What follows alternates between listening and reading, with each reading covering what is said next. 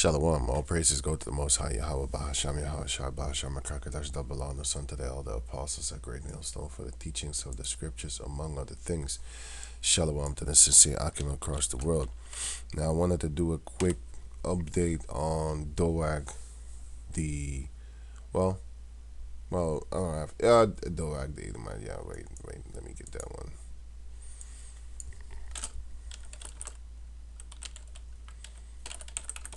In 1 Samuel 21 or something?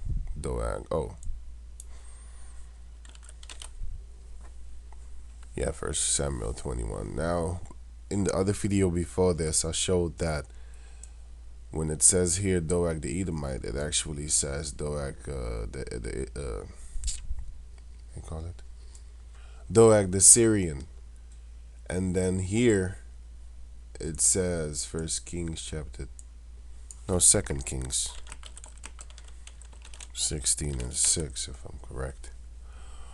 Right, and here it says here Edomite. Right, in the last video before this, I showed that.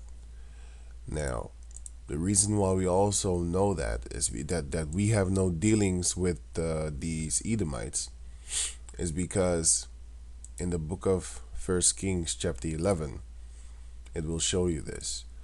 Now, this is 1 King 11, and this is the New International Version. I don't read this, but I love it how they have subtitles here. I wonder why they don't do it here. It's much more beautiful because then you would understand what you're reading. I understand it already, but before you start reading, then you already have an idea about, it's going to talk about his wives, and then you read from verse 1 until verse 13, and then it stops, and then it changes paragraph. Subtitle. The subtitle comes in, which would make it another paragraph. Because if you read it like here, then you wouldn't know. It just goes on. It just goes on as one entire block. But I know it already. But still, it's convenient to have these subtitles. But yeah, see, and then another one comes because here it stops talking about this. But yeah, so I'm gonna read verse 14 until verse 25, somewhere around that.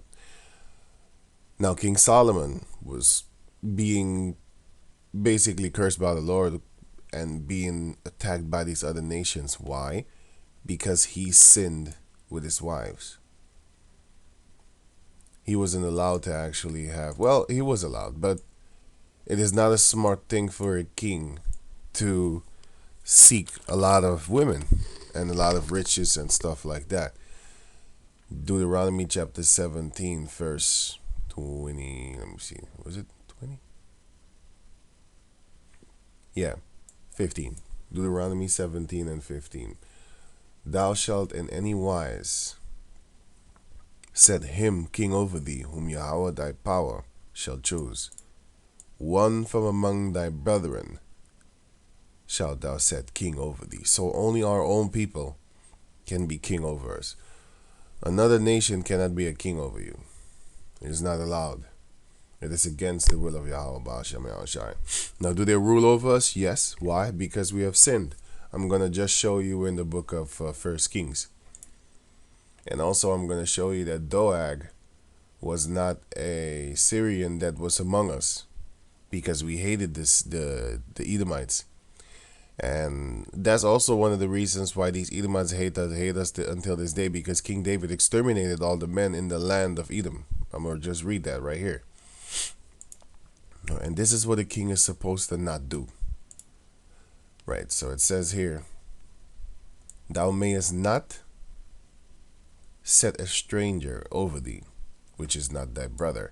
So this cuts everything else that another nation may be rulers over us.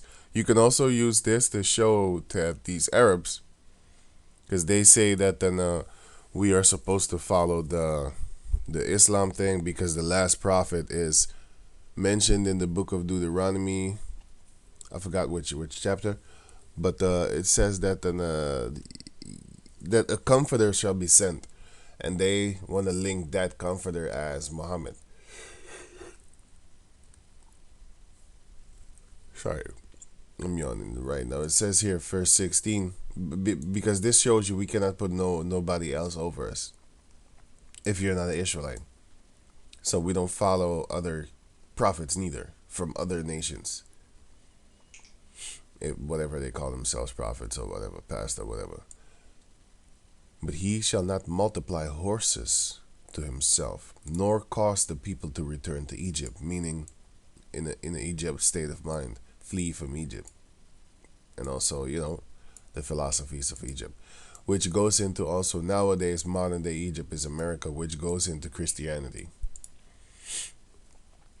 or actual Egyptology nonsense, Pan Africanism, to the end that he would multiply more horses. For as much as Yahweh had said unto you, ye shall henceforth return no more that way. Don't go back to the way of Egypt. Neither shall he multiply wives to himself, that his heart turn not away. Neither shall he greatly multiply to himself silver and gold. Now, the reason why a king should not have a lot of wives is because your heart might turn away from Yahweh Bashem Yahushai. King David didn't, by the way. But he didn't have a lot of wives. He had like something like 12 or something. He didn't have a lot of wives. But King Solomon had 1,000 wives. And his heart turned away. Right? Verse 6. 1 Kings 11 and 6. And Solomon did evil in the sight of Yahweh, and went not fully after Yahweh, as did David his father. Why? Because he started to... It says here, verse 4, for it came to pass when Solomon was old, that his wife turned away his heart after gods. And his heart was not perfect with Yahweh his power, and was the heart of David his father. Now, therefore, right, because of those sins, now here comes the point of everything, of this video. And Yahweh stirred up an adversary unto Solomon. So Yahweh is the one that actually stirred up an enemy against him, an adversary against Solomon. Why? Because, first, let me read on. It says here, let me read this.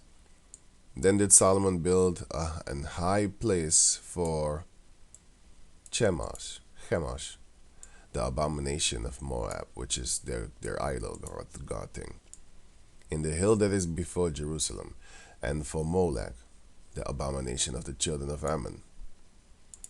And likewise did he for all his strange wives,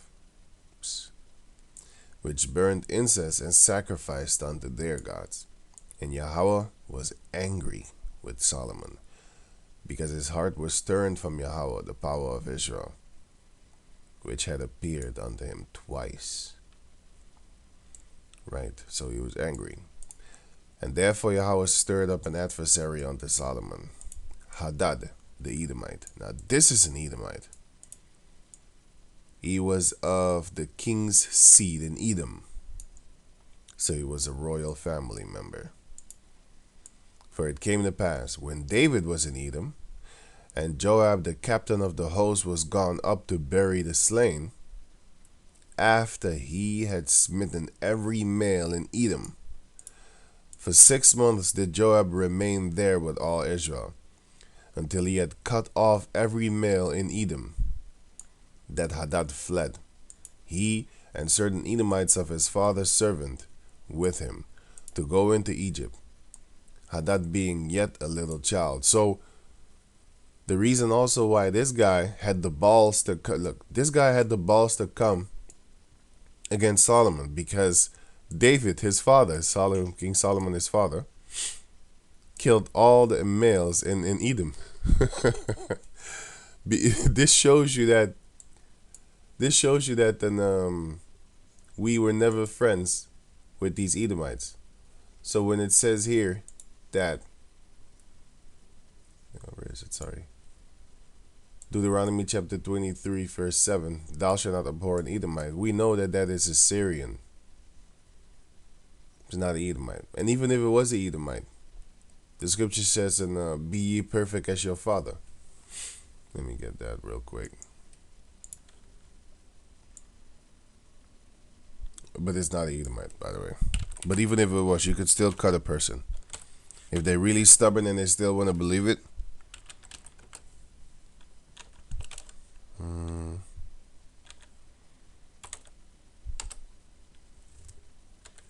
For an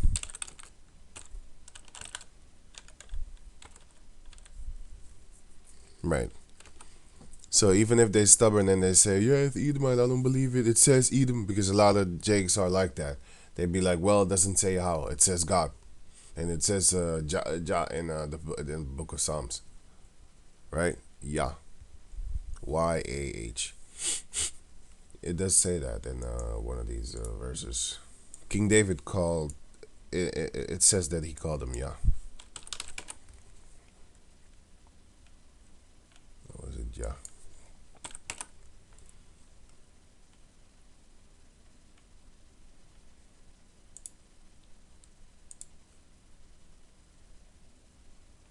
Yeah, here. Psalm 68:4. Sing unto Yahweh. Sing praises to his name, Yahweh. Exalt him that rideth upon the heavens by his name, Yah. And rejoice before him. Yah. But it's actually Yahweh. Because this is English. And the English is only about 15 to 1600 years old. So it could never have written in the English. So the pronunciation of English wasn't even there.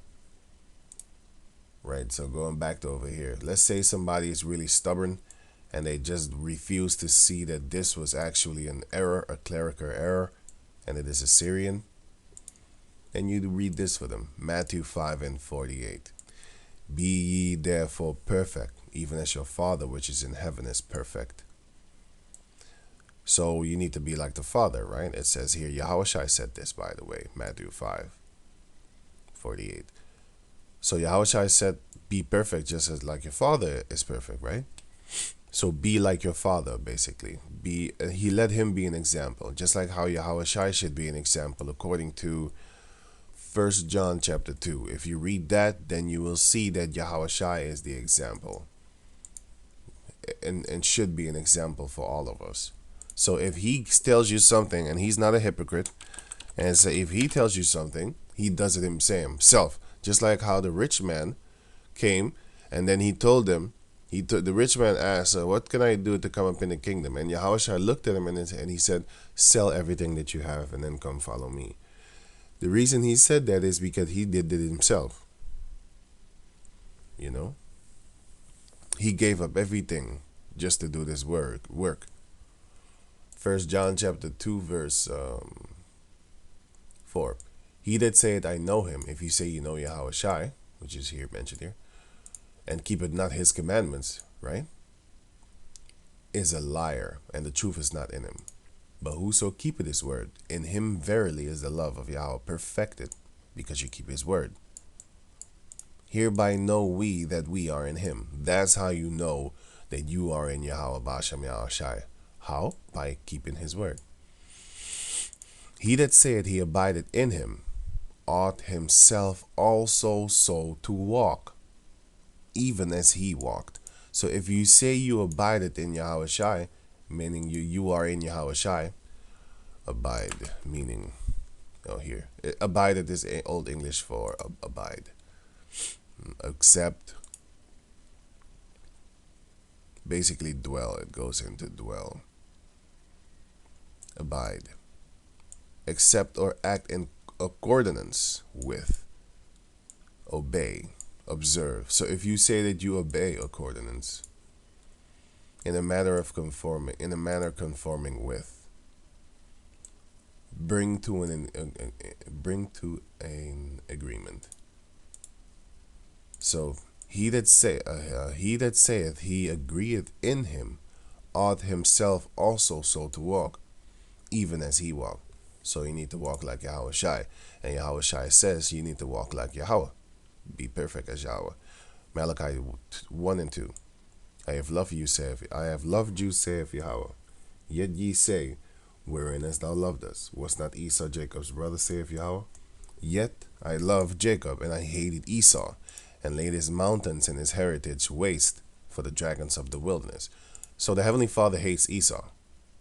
But you need to be perfect, just like your Father which is in heaven is perfect. So if the Father hates Esau, then guess what you should do? And a lot of people say, oh, this is only Esau. He hated only Esau. No. Whereas Edom saith, we are impoverished. You see? It's talking about we, which is his whole nation. But we will return and build the desolate places. Thus, saith Yahweh, the Lord of hosts, the power of hosts, the Lord of hosts. They shall build, but I will throw down. And they, the people, shall call them, the Edomites, the border of wickedness. Everywhere these Edomites go, wickedness starts popping up. So let's say they are here, and everybody else is here. The circle, watch for the circle here, and here you have other nations, and here. But if these Edomites, which is over here, if they start coming here or here, and then they build a small community here, then all the people that live here will know that this is the border of wickedness, man. As soon as you cross over into their border, only wickedness is there. You know? The border of wickedness. And they will also call them the people against whom Yahweh had indignation forever. Indignation is righteous anger. Anger or annoyance provoked by what is perceived as unfair treatment. Going around bombing people and making war against them in these type of things is unfair. You're not gonna win. You know. But that's why we will get this.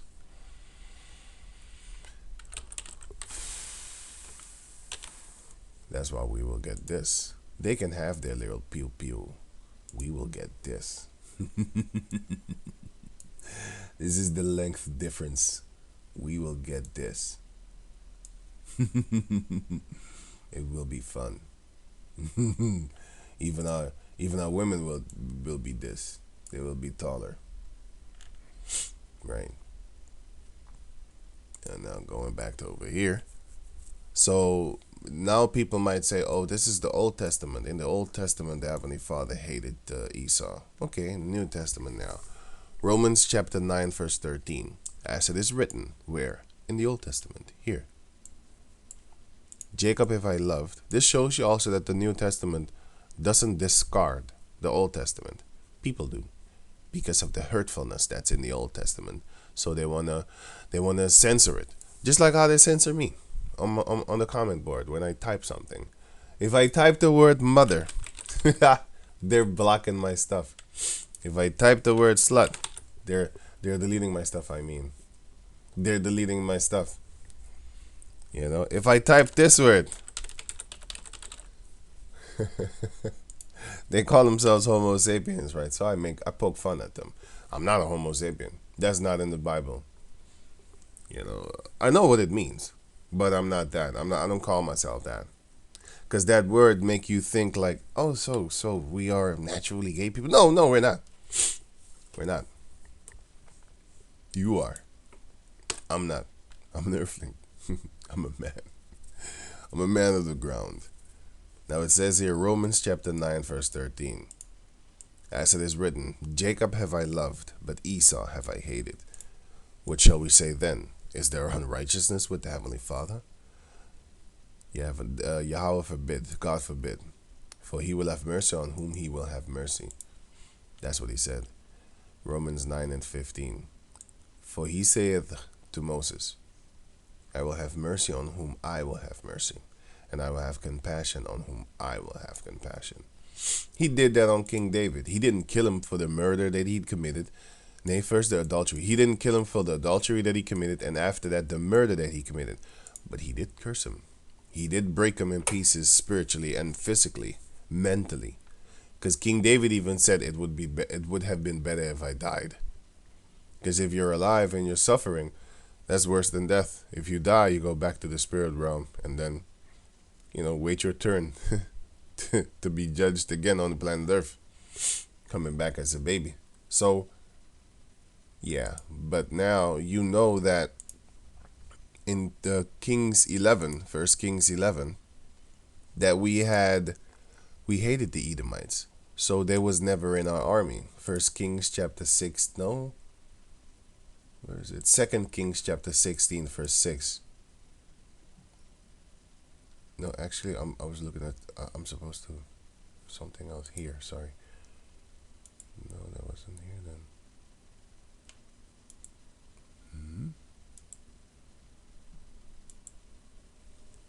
It was First Samuel somewhere. Oh, here, yeah. First Samuel 21 and 7.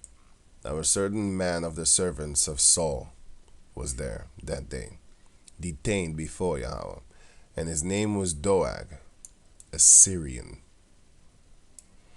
the chiefest of the herdmen that belongeth to Saul. Now, the reason why we know it is a Syrian, because I just read it in the video here before, but also here in First Kings 11, you can see that we had no dealings with the Edomites like that. Because by the time of King David, we was killing them, and they hated us. And in the book of, I think it was Judith or Esther. I think it was Esther, yeah. And Esther continues on in the Apocrypha, by the way. Then one of the descendants of Hadad came back, and he was trying to, because now he had power in the Syrian army. Power. And then we, of course, we sinned against the Father, so we were under them, basically. We had no power against them.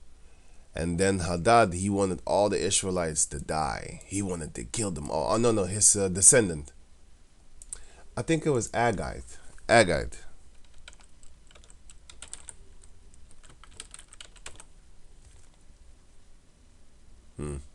Yeah, see, in the book of Esther. From Haman was it Haman the Agagite? He was an Agagite son, the son of Hamida. Now, that's actually a kind of Greek thing, Greek, but it actually goes to him here. It goes to him. He's one of his descendants, which is of a royal Edomite descendant, you know.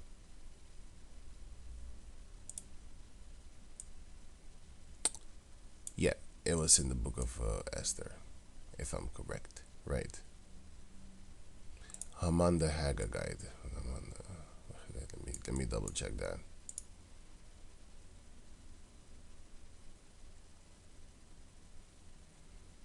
Right, Haman Agagite. Now check this out.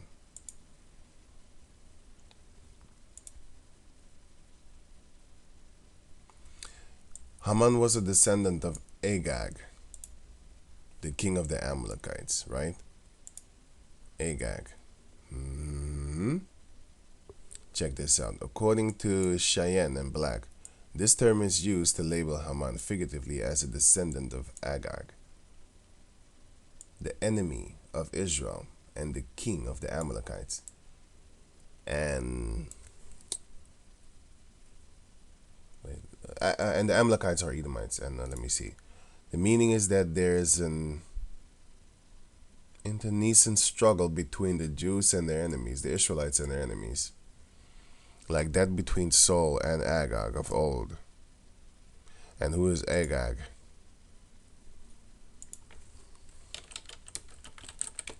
Agag in the Bible.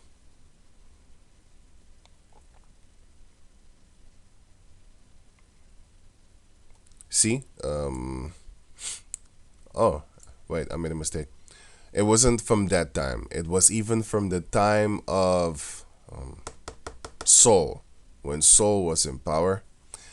Because the one that I just showed you, which is here, that was the time of King David. Right, so King David was killing the Edomites, and Saul was also killing the Edomites. So this shows you that in no rulership, the kingdom of Saul and also the kingdom of David. Lucky that I found this one actually. Wasn't even thinking about it. In both of them, we did not like the Edomites. Agag. Agag. Now it says here in 1 Samuel chapter 15 verse 32. Then said Samuel, bring ye hither to me Agag the king of the Amalekites, which are Edomites. And Agag came unto him delicately. And Agag said, surely the bitterness of death is past, because he thought he's not going to die. And Samuel said, as thy sword hath made many women childless, because Agag was a killer of kids in unrighteousness, so shall thy mother be childless among women. And Samuel hewed Agag in pieces before the Lord in Gilgal. Then Samuel went to Ramah, and Saul went up to his house to Gibeah of Saul. And Samuel came no more to see Saul until the day of his death. Nevertheless, Samuel mourned for Saul, and the Lord repented that he had made Saul king over Israel, because he didn't listen. He sinned against the Lord by not listening to him. He was supposed to kill Agag, the Amalekite. This shows you that we had no dealings with him in our armies. And therefore, when it says here, 1 Samuel chapter 21, which is the same book, by the way. Now there was a certain man of the servants of Saul. Now a certain man of the servants of Saul was there that day, detained before Yahweh, and his name was Doeg, an Edomite, the chiefest of the herdmen that belonged to Saul. It was not an Edomite because we hated Edomites. Amalek is the son of, no, the grandson actually, Esau. You see, I didn't even have to put it. Esau, Amalekites in the Bible. According to the Bible, Amalek was the son of Eliphaz, which is Esau, his grandson. This is Esau, his grandson, which is still the bloodline of Esau. Himself, the son of Esau, ancestor of the Edomites. And Eliphaz concubine Timnah. Timnah was a Horite and sister of Lotan. Now Horites are Hamites.